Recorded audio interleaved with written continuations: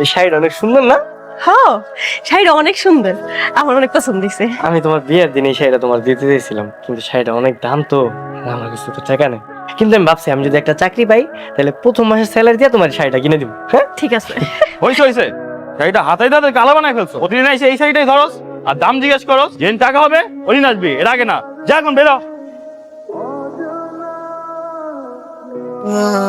শাড়িটার দাম কত? 15,000 টাকা। আচ্ছা আমি একটু দেখি। এই যে হাত ধোয়, অবশ্য হাত ধোয়া লাভ নাই, কারণ এই শাড়ি কেনার মতো সামর্থ্য তোদের নাই। শুধু শুধু দোকানের পরিবেশটা নষ্ট করস। যা এখান দিয়ে যা।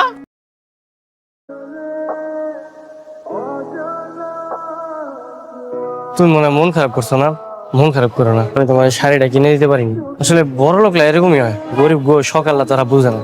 না না, কি কইতাছো তুমি? আমি গেলে মন খারাপ করবো? হ্যাঁ, আমি মন খারাপ করি?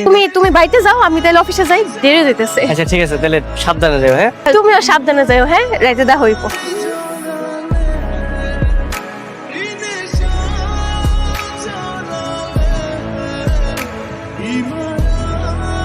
আপনারা যারা এইভাবে কেন এসেছেন? কে আমরা?